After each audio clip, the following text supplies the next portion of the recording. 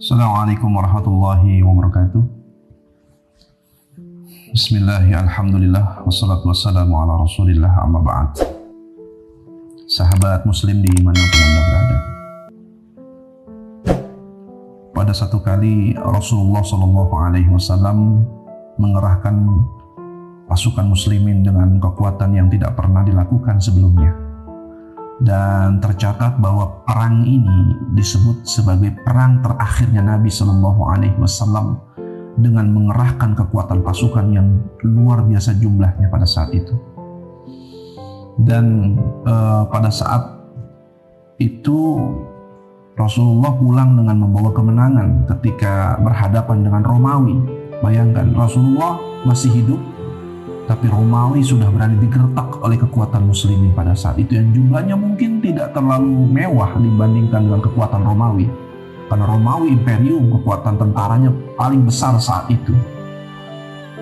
Dan lawan Romawi itu cuma satu, Persia. Tapi Rasulullah SAW berani menggertak di wilayah perbatasan Tabuk waktu itu. Maka perang itu disebut sebagai perang Tabuk. Perangnya tidak jadi karena Rasulullah menunggu sampai beberapa hari.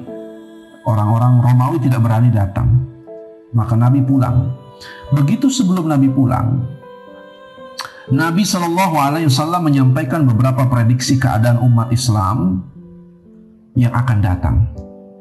Satu di antara hadis Nabi SAW itu adalah la tuftahanna al-Konstantiniyah fala ni'mal amiru amiruha wal jaysu jaysuha. Nabi mengatakan bahwa satu saat nanti ya, Romawi akan dijatuhkan. Konstantin itu adalah Romawi Barat kalau tidak salah, pusat kekuatan Romawi Barat, dan pada saat itu kekuatannya paling besar dibanding Romawi Timur. Maka kemudian ketika Nabi mengatakan itu, para sahabat geleng-geleng, apa iya? Apa mungkin dengan kekuatan yang ada hari ini, kaum muslimin suatu saat bisa menjatuhkan, merobohkan benteng Konstantinopel?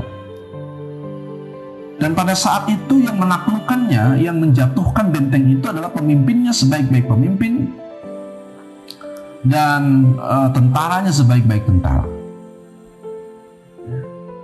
Nah kemudian pada saat itu para sahabat menganggap seperti tidak masuk akal apa yang disampaikan Nabi.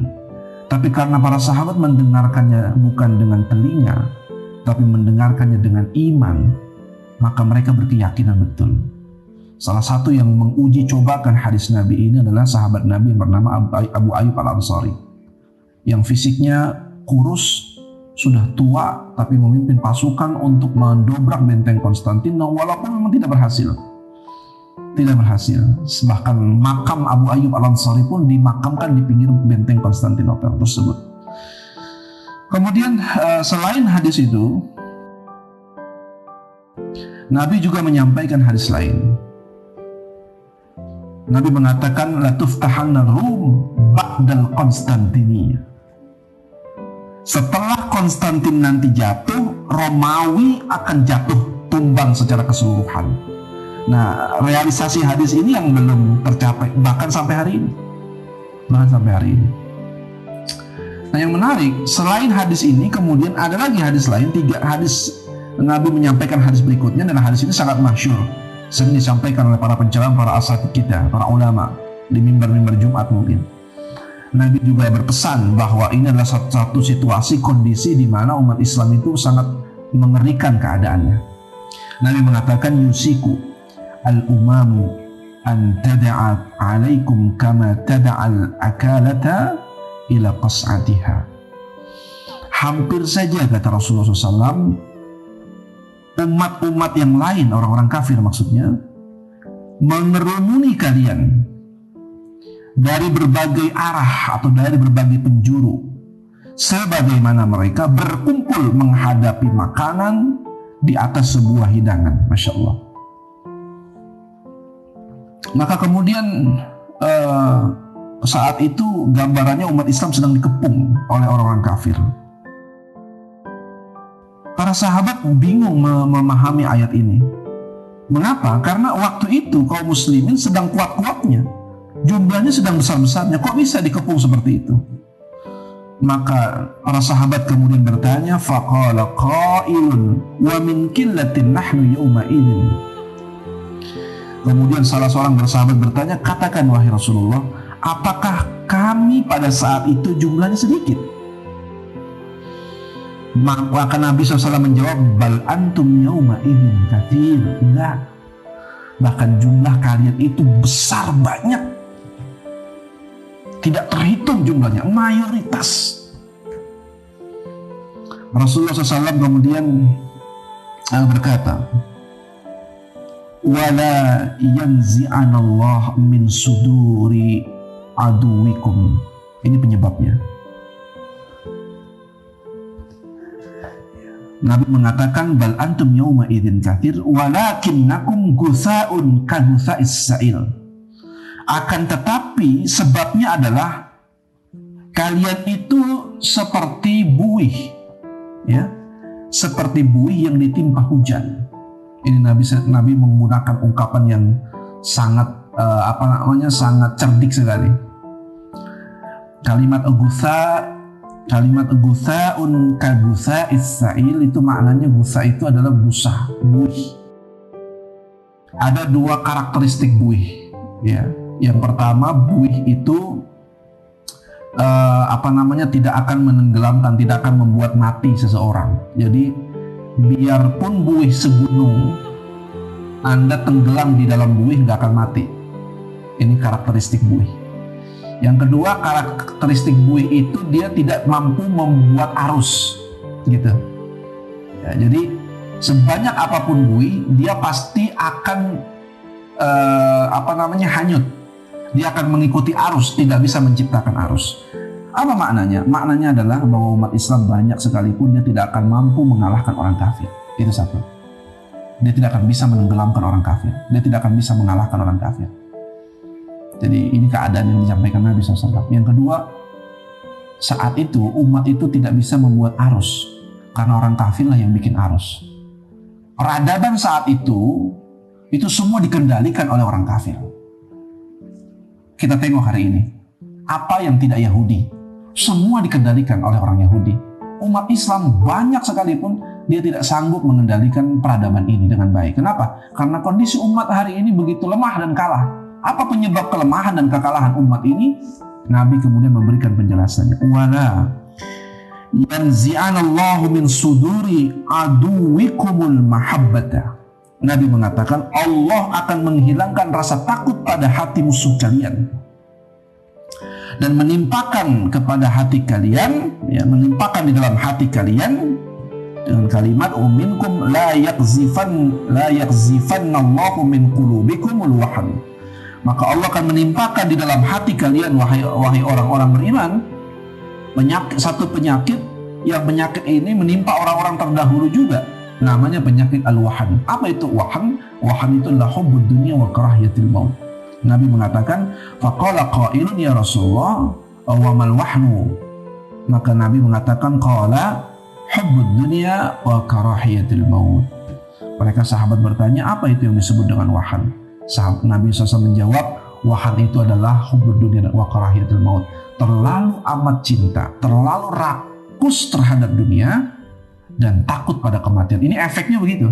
Jadi kalau orang cintanya berlebihan terhadap dunia, efek berikutnya adalah nggak bakal berani mati dia.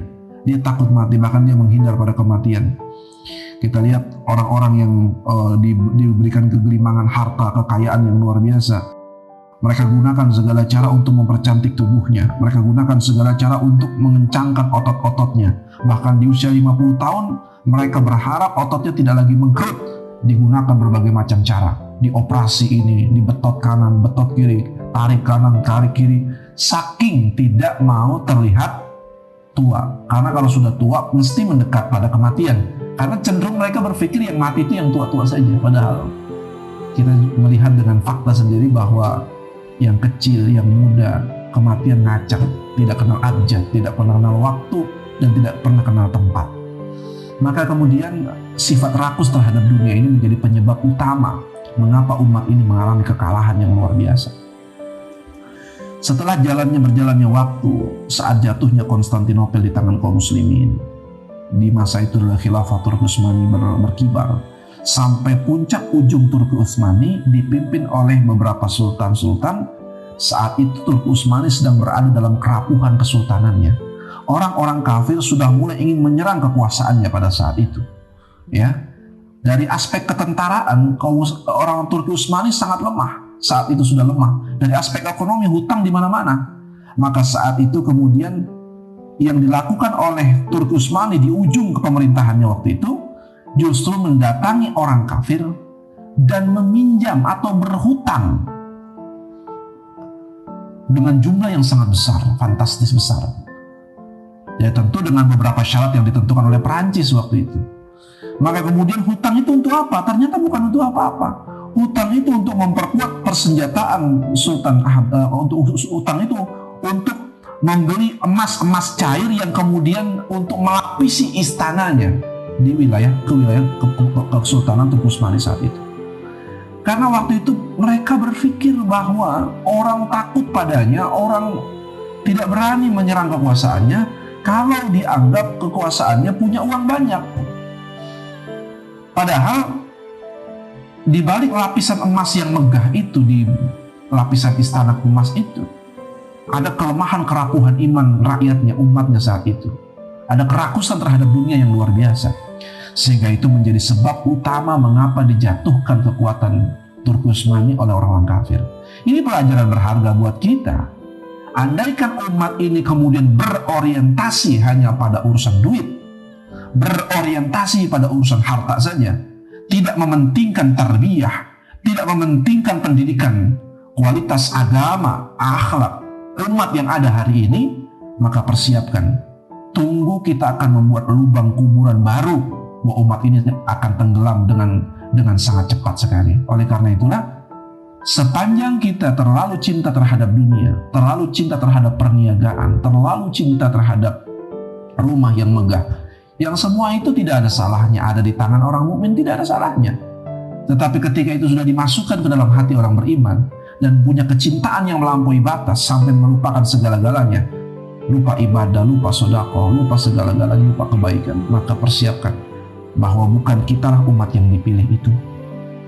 Boleh jadi di pelosok, di pojokan wilayah yang kecil itu yang dipilih oleh Allah nanti suatu saat, di mana saat nanti Allah memberikan kemuliaan terhadap umat ini. Jangan sampai kita jadi penonton, hanya menonton melihat bagaimana para pejuang yang sudah dipilih oleh Allah karena mereka tidak mengutamakan dunia dari segalanya. Mudah-mudahan kita mendapatkan ibrah, pelajaran dari hadis yang Nabi ini, dan mudah-mudahan kita mengerti betul bahwa dunialah yang menjadi penyebab kekalahan umat ini. Wallahu a'lam bishawab. Assalamualaikum warahmatullahi wabarakatuh.